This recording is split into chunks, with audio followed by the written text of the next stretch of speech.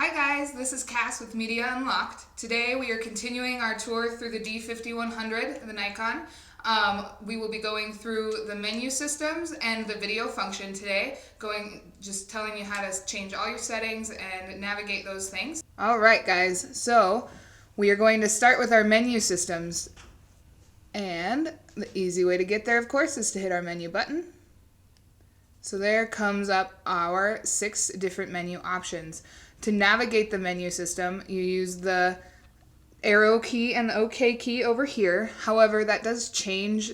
Different menus require different button selection options to do the same thing. So just pay attention down here. It will say what buttons to use in different menu functions, and that'll help you navigate a little bit more easily. And you can always hit the question button if you have a question for some reason.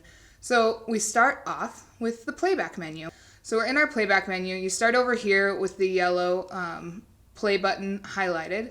And then if you go ahead and use your right arrow key, you can scoot over to that playback menu, and then you can arrow down to go to all your different options here.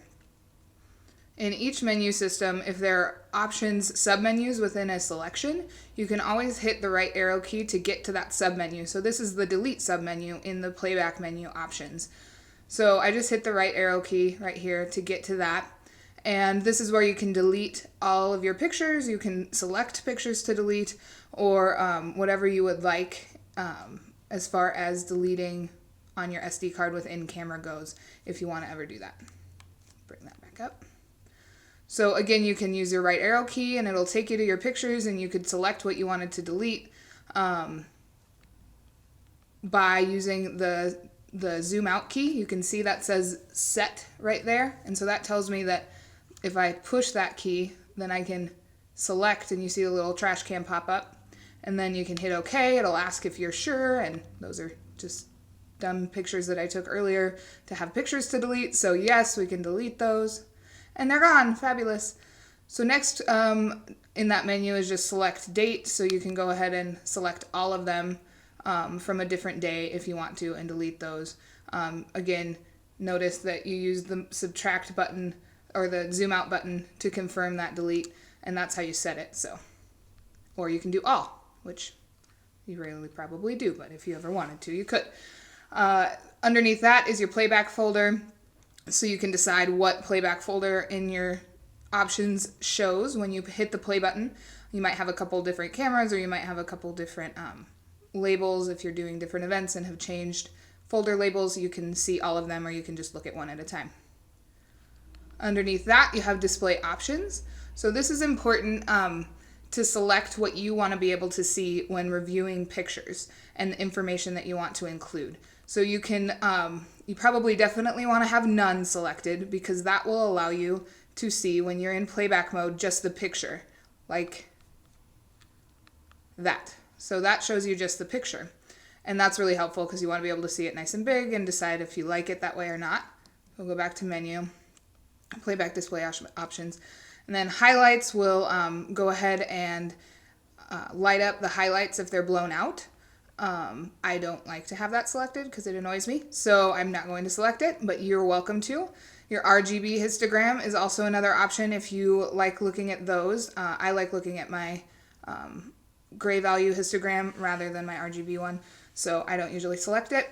You can also select your shooting data if you want to be able to see that, and overview. I like to have overview and none selected because that doesn't have things too convoluted in my playback menu. There's my histogram and camera information. That's a video. If we go to a picture like that, then we can see all my settings and ISO, the lens millimeter, focal length that I used, color space, all of the different things, and I can look at my histogram and obviously see that that was a really dark picture that I took just so that I'd have a picture on here.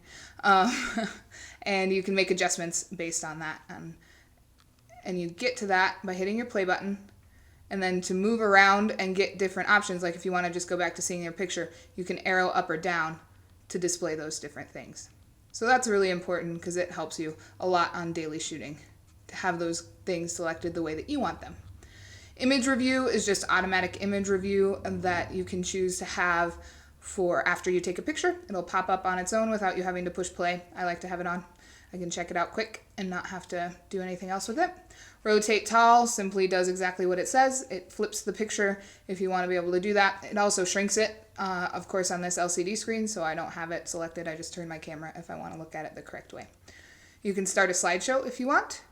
You have an option of a couple different interval times for how many seconds for your slideshow. If someone wanted to check out all your pictures, you could do that. And you just hit OK to start, and you're good to go. DPOF print order is digital print order format instructions. So this creates a text file that you can give your camera to save on the SD card if you're going to take it in and have it printed at a store somewhere, or use a printer that has DPOF capability. It's just a quick and easy way to tell a printer what to print if you feel like using it that way. They have to be JPEGs. It's not going to work with RAW files, so none of my files will work to do that with. But you have that option if you're shooting in JPEGs. So that's the playback menu. And then I just arrow over to the left to go down to my next menu option. So now we're going to look at the shooting menu. And to get over into it, again, I just hit my right arrow key, and I'm in the shooting menu. So you can reset it to be factory settings if you want. I'm not going to do that because I don't want to. You have your storage folder, so you can decide what storage folder you want to use. So if I'm shooting a wedding, I often will use initials of the wedding so that I can find it easy later, and it's just easy to organize. So to do that, I would go to New, and I would name it, and you can arrow through, and if you look down again here on the bottom, you can see what different things do. So let's just name it A, B, C, D. And that's my new file folder. If I want, I can be done with that. Or I can move my cursor over here and say, oh, I didn't want that double A thing. So we'll go back to B and then make that one C, D, E. I use that dial to get back onto different letters so that I could change them. You can also delete something, like I don't want the E anymore, so I'm just going to hit the trash button. It doesn't say that, so it's hard to remember, but that's how you do it. Trash button will delete, dial will move you over. And then if you want to get out of here, you can just hit menu again and you'll go back. So that's how you make a new one. Or you can rename one. So I could rename the D5100 if I wanted to. Image quality you can set here. So easy peasy. There's also that easy way to set it on the info menu that we talked about before. I had it on JPEG so we could look at some other information. So then of course image size you can change here just using arrow keys and OK. Quite simple. A lot of these options are in your info menu. When you hit the info key, remember, you can get to all this and change all of it real easy. But if you want to do it in the menu, this is where it is in your shooting menu. You can change your white balance. There's all your white balance options. You can change your picture control. So your different options for picture control.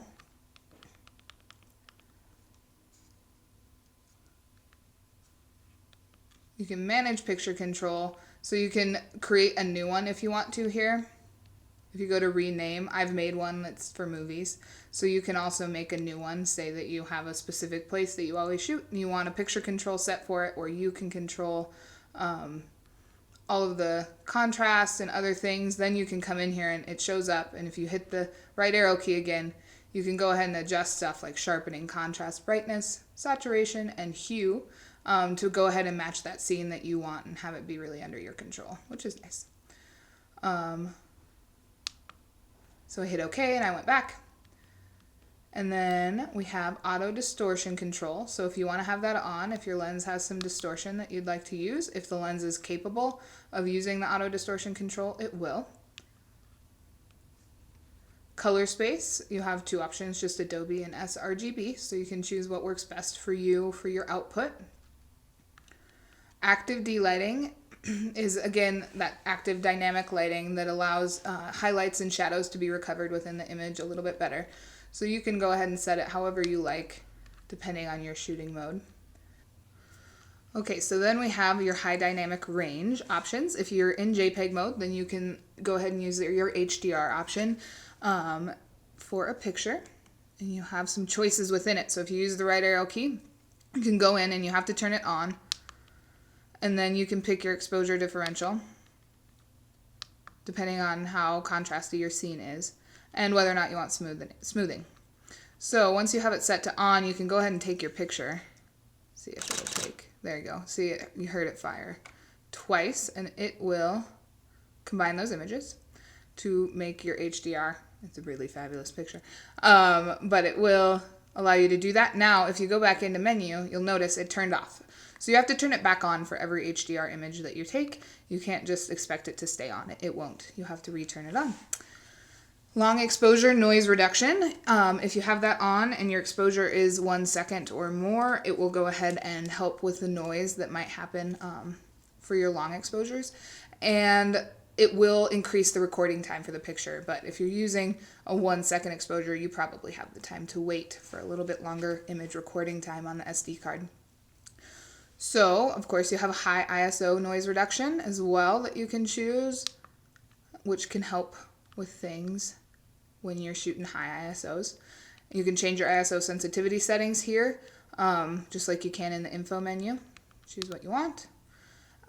If you are not in manual mode and you're using ISO auto, you can control the limits of ISO auto by having this on. You can turn it on or off.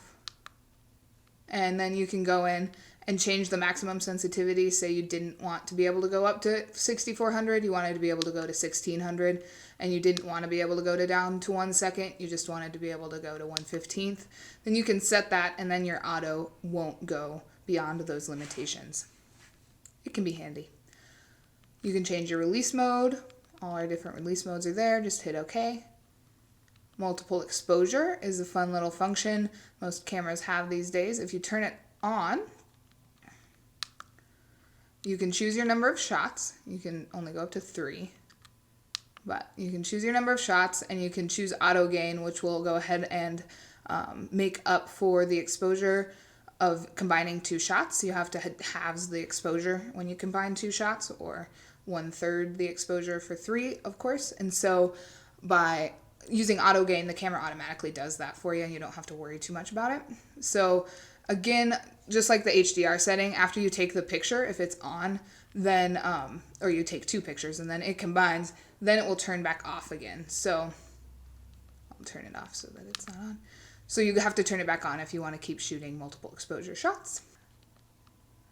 Okay, so here's the movie settings, and I'll talk more about that in our movie section that we will have coming up soon. And then we have interval timer shooting. So that's nice when you're wanting to shoot multiple shots without having to push the button. So you can start now, or you can select a start time. You can decide whenever you want that to start. And then you can select how often you want to do it. So every 7 seconds, every 2 seconds, every minute, whatever you decide you want, you can set that all here, just by using the arrows up and down to change your values. And then you use the right arrow again over, and you get to number of times, so you can select how many shots you might want to get. If you want 104, if you want 4, whatever. And then you can start it right now, or if you set a specific time, it'll start at that specific time. Go back to menu, and that is our shooting menu. Hey guys, thanks for watching the Nikon D5100 videos. Please check us out on Facebook on the links below in the description. You can check out David D Images, the Media Unlocked Facebook, and my studio's Facebook at Spotlight Photo. Have a good one. Bye.